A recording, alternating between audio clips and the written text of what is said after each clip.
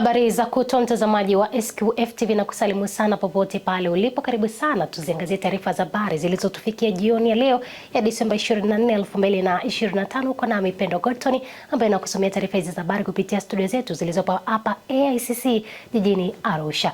Jeshi la polisi mkoa wa Dodoma linamshikilia Eric Emmanuel mkazi wa Zuguni A kwa tuhuma za kumuua Evans Mtui mkazi wa Makulu jijini Dodoma.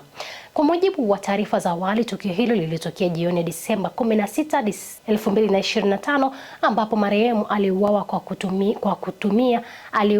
kwa kutumia kitu chenye ncha kali. Jeshi la polisi limesema lilifanya msako maalum na kufanikiwa kumkamata mtuhumiwa huyo, huku uchunguzi wa kina ukiendelea. Mara baada ya uchunguzi kukamilika, mtuhumiwa atafikishwa mahakamani kwa hatua zaidi za kisheria.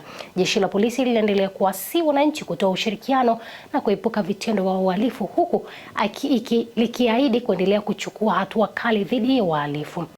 Jeshi la polisi mkoa wa Dodoma linamshikilia Eric Emmanuel Ndambo, umri wake ni miaka 29, mkazi wa Zuguni A kwa tuhuma za kumuua Evans Mtui mkazi wa Makulu Oysterbay.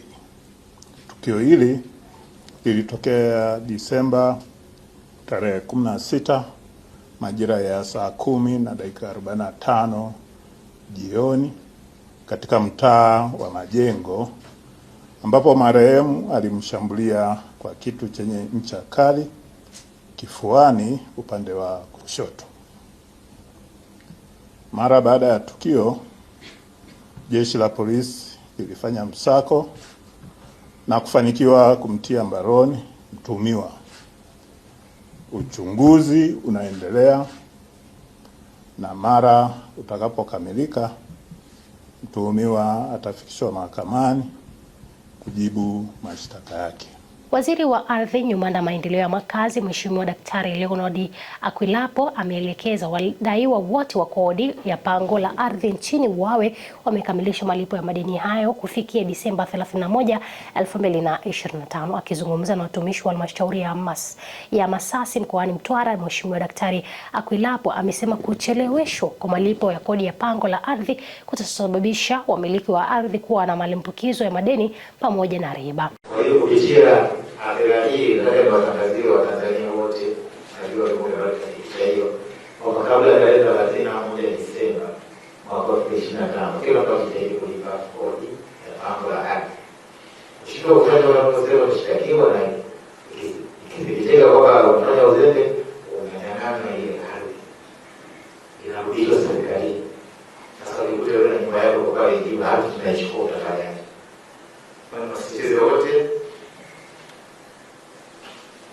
ambao wanadaiwa wafanye hivyo kuepuka kufutiwa umiliki wa ardhi. Sheria yetu sura namba 113 na fungu la 35 na fungu dogo la kwanza linatoa maelekezo kwamba kila mwananchi anayemiliki ardhi ni lazima alipie kodi ya pango la ardhi. Wamekuwa na tabia ya wananchi kudhani kwamba wakishapewa ardhi basi wanaendelea kupewa, watu washapewa mishia kwa kama wanapewa ile kodi ya pango la ardhi, kwa sababu hiyo kodi ndio inayosaidia serikali kuendesha mambo yake mbalimbali, kutoa huduma za jamii kama tunazozungumza hapa, elimu, afya, maji, barabara, yote kutokana na kodi mbalimbali pamoja na kodi ya pango la ardhi. Na kushindwa kutekeleza hii kuna la msingi kabisa. Kwanza ni kuidia serikali. Na kwa hivi inaweza kufanya kushtakiwa mahakamani na pamoja na adhabu ambazo za kupewa ni kunyang'anywa ardhi iliyopewa. Katika kuhakikisha kilimo cha umwagiliaji kinatiliwa mkazo na kuongeza uzalishaji wa mazao, serikali inaendelea kutekeleza mpango wa ujenzi wa mabawa 114 katika maeneo mbalimbali nchini ikiwemo bwawa la Mkomazi. Kauli hiyo imetolewa na mkurugenzi mkuu wa Tume ya Umwagiliaji Raymond Mndolwa wakati wa ziara yake ya kukagua mradi wa ujenzi wa bwawa la umwagiliaji unaotekelezwa katika eneo la Manga Mtindoro, kata ya Mkomazi, wilayani Korogwe, mkoa mkoani Tanga. Mpaka sasa hivi katika mabwawa ya kwanza 14 tuliyofanya, mabwawa 9 yako kwenye eneo la mwisho kabisa la kumalizia. Na katika mabwawa yale 100 ambayo tulianza mwaka wa fedha uliopita 24-25, mabwawa 20 tayari yameshaanza ujenzi wake. Kama unavyoona ni kwamba zoezi la ujenzi wa mabwawa ili kuvuna maji, sio kuzuia maji, kuvuna maji ambayo yanapotea, linaendelea kwa kasi nzuri sana katika nchi yetu. Tuna ujenzi wa ukuta wa zege ndani ya bwawa kwa urefu wa mita 325. Tuna uwekaji wa udongo na kuushindilia kwa urefu wa mita 325, lakini pia tuna spillway au utolo ambao utatumika kurudisha maji mtoni, una urefu wa mita 70 na mfereji wake una urefu wa mita 250. Lakini pia katika bwawa letu tuna vijenzi vingine, tuna mageti ya kutolea maji kwa ajili ya kupeleka maji mashambani.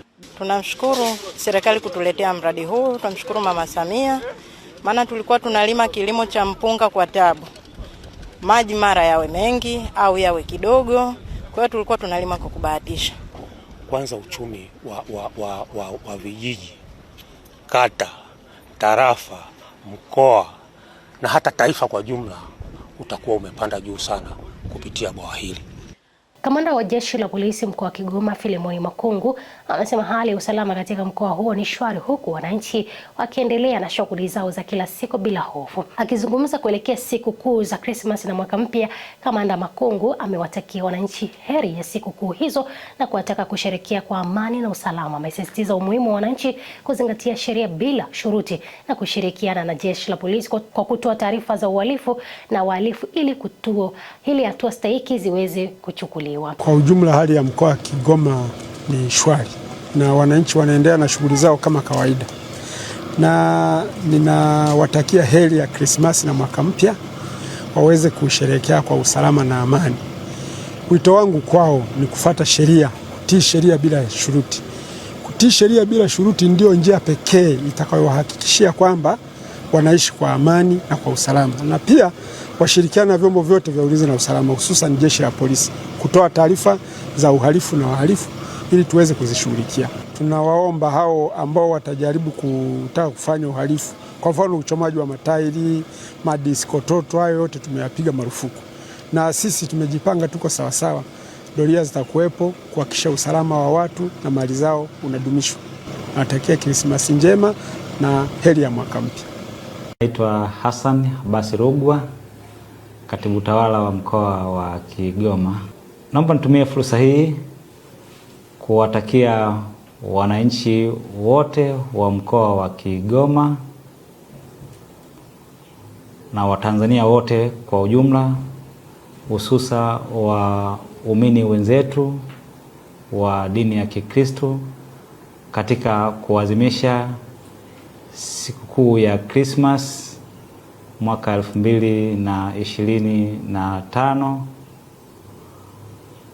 pamoja na Watanzania wengine wote na wananchi wote wa Kigoma. Na tumia fursa hii kuwatakia heri ya Christmas pamoja na mwaka mpya wa 2026. Mimi kama Katibu Tawala niwahakikishie tu wananchi wote na waumini wote kwamba sisi kama serikali tumejipanga kuhakikisha kwamba wananchi wote wanasherehekea sherehe hizo kwa amani na utulivu wa kutosha.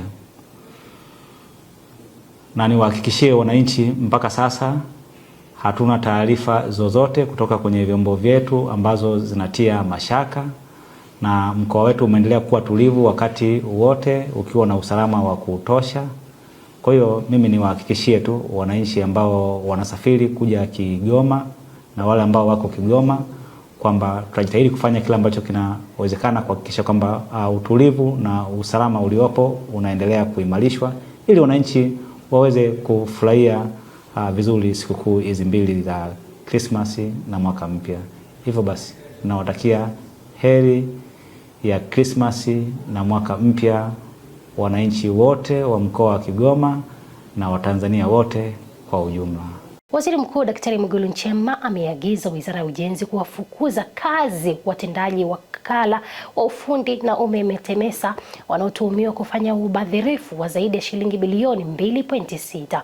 Pia ameagiza wafikishwe katika vyombo vya sheria kwa ajili ya hatua za kisheria. Daktari Nchemba ametoa agizo hilo leo Disemba 24, 2025 katika ziara yake wakati akikagua vivuko vinavyofanya huduma kati ya eneo la Kivukoni na Kigamboni jijini Dar es Salaam. Shida hii ya vivuko kuharibika kwa kudaiwa milioni 800 kivuko kimekwama, tunadaiwa milioni 800, lakini kwenye taarifa ya upotevu wa fedha watumishi wa TEMESA wamekwapua bilioni 2.5. Maana yake fedha hii kama ingekuwa imetumika vizuri, kivuko hiki kingekuwa kinafanya kazi.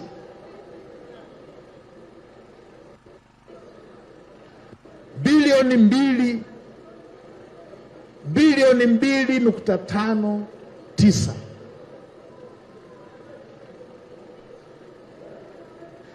Deni hili kivuko kifanya kazi milioni 800. Tumekosa milioni 800, alafu tuliowapa dhamana wamekuapua bilioni 2.5.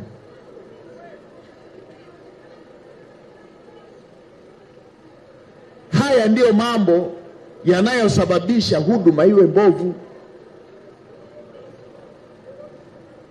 kwamba wananchi wetu tunawatoza nauli kubwa, alafu hawa wamegawana bilioni 2.5.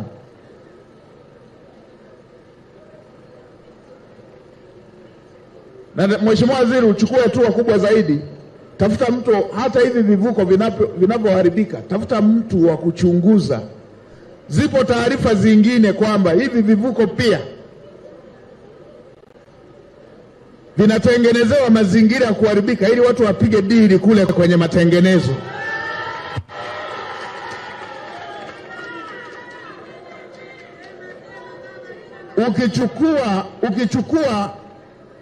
Ukichukua muda vinavyoharibika na hayo matengenezo, nani wanahakikisha hayo matengenezo kwamba yametengenezwa kwa kiwango? Na kwa watu wenye tabia huruka ya kuiba namna hii, wanaweza wakachomoa hata vyuma wakavitanguliza kule kwa fundi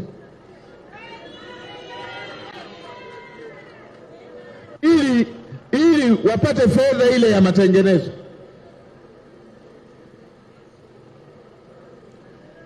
Tusipoangalia tutatengeneza vivuko kwa bei kubwa kuliko bei ya kutengeneza kivuko kipya kama hivi ambavyo wenzetu wanatengeneza. Haya ni mambo yasiyokubalika na ni mambo yanayoudhi. Na kwa kuwa mlishatengeneza timu ya wataalamu, tena wataalamu kutoka kwenye taasisi zinazoheshimika, mjumbe kutoka ofisi ya Rais, mjumbe kutoka ofisi ya Waziri Mkuu, mjumbe kutoka Wizara ya Fedha, mjumbe kutoka Wizara ya Ujenzi, mjumbe kutoka ofisi ya Mwanasheria Mkuu, mjumbe kutoka ofisi ya Mdhibiti na Mkaguzi Mkuu wa Hesabu za Serikali, mjumbe kutoka Usalama wa Serikali, mjumbe kutoka TAKUKURU, taasisi yetu ya kupambana na rushwa, mjumbe kutoka Mamlaka ya Udhibiti wa Ununuzi wa Umma, kitengo cha kutakatisha fedha na Mamlaka ya Serikali Mtandao. Hawa ndio waliokagua wakakuta hawa wamekuapua bilioni 2.5. Sasa kwa hatua hii mnataka tuchunguze kipi kingine hapo?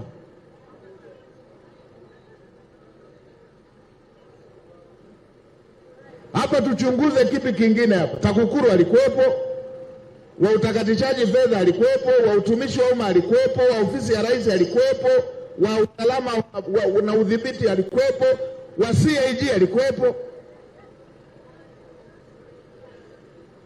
Hapa tuchunguze kipi? Hii ya uchunguzi juu ya uchunguzi ndio inaowapa kiburi wezi wanaendelea kuiba. Hawa wafukuzwe kazi na wakamatwe wapelekwe mahakamani.